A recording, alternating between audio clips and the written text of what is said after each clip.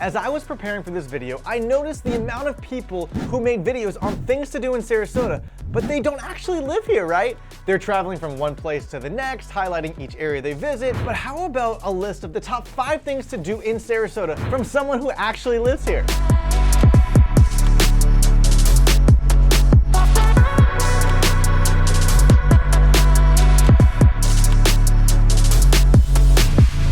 I'm Matt Light, a Sarasota realtor and a resident myself. I've lived in Sarasota for over 24 years. I grew up in this city and now I'm raising my family in the same place.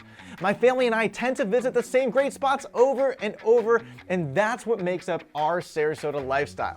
So some of you locals watching this video today may learn a few of my secret gems here in Sarasota. So here's my top 5 things to do in Sarasota. Starting at number 5, the attractions. There really are a lot of attractions in Sarasota and the surrounding areas. That can be a lot of fun. If you're around in the right season, get yourself tickets to Circus Sarasota. It's so much fun. It's not like these big circuses traveling around with elephants. Nope. It's small, it's intimate, and the performers are so talented. Sarasota's own Nick Wallenda even makes his appearance here and there. My wife took our 5-year-old this past month, and they had an absolute blast. The Ringling Museum, the grounds are beautiful, and it gives a peek into some of Sarasota's history. You can visit the Museum of Art, the Circus Museum, and personally, I love the guided tour of the Kadazan, which is John and Mabel Ringling's home. It was so cool to see exactly where John lived, to walk out onto the terrace where he threw these countless parties that overlooks the bay and Longboat Key. It's amazing.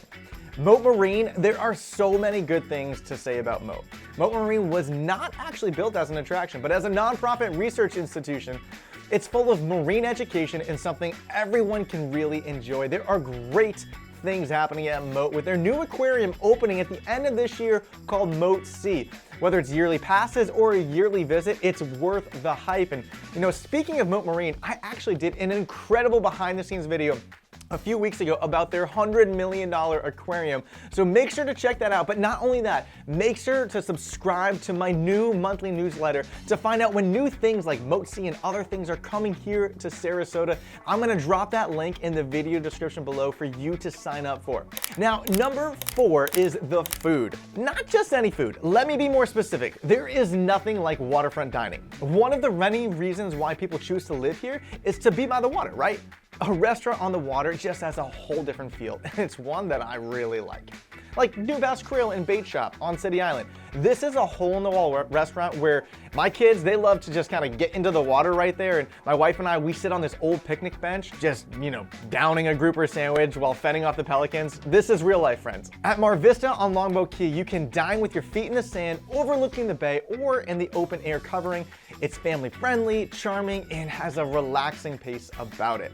The Shore on Longboat Key, it's modern and trendy and a great place to get dressed up and go out on a date.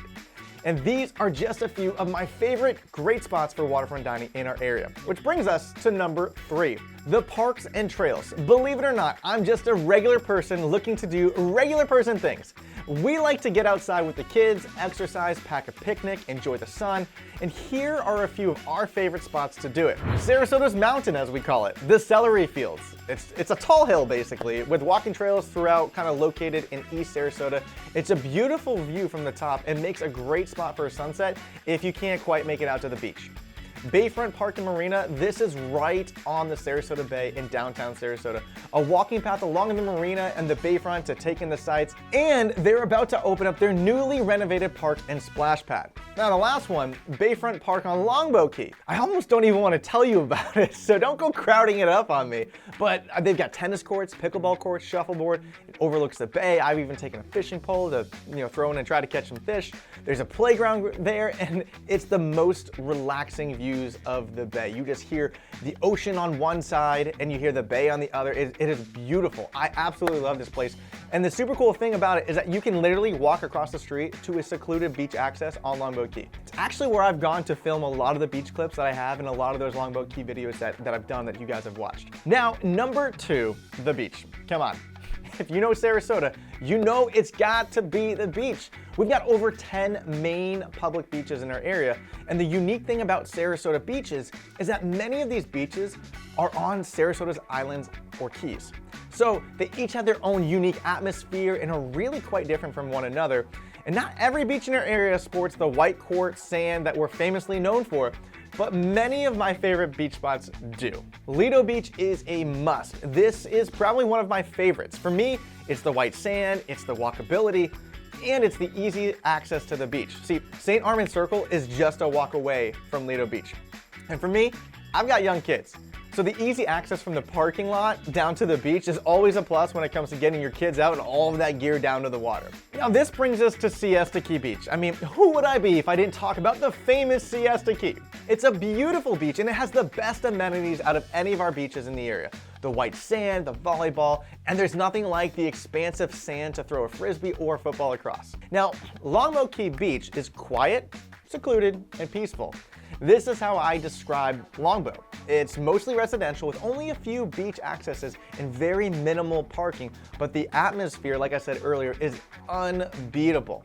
And finally, we've made it to my #1 thing to do in Sarasota, and that is getting out on the water.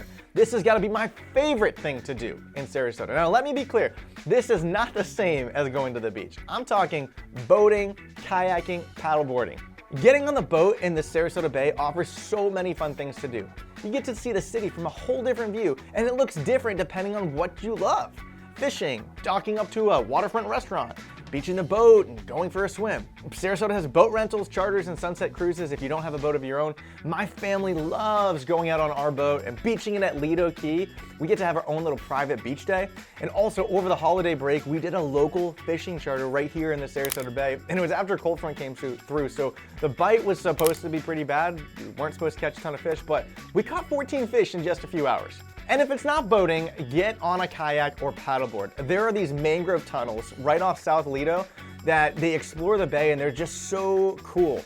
You're almost guaranteed to see dolphins swimming every time that you go out. The wildlife, the salt water, the sun, it's all part of the experience of living here in Sarasota. Now, I'm not saying my top 5 are gonna be your top 5, but beyond what I've listed, Sarasota has even more.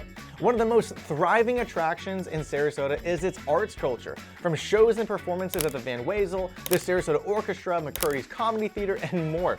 Jump on over to my website at mattlight.com. I've got a whole section called Experience Sarasota with info and links on all of these things to do and much, much more.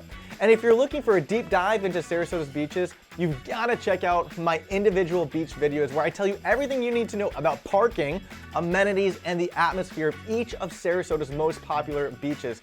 And finally, don't forget to sign up for that monthly newsletter in the description below. Thanks for watching today, and I'll see you next time.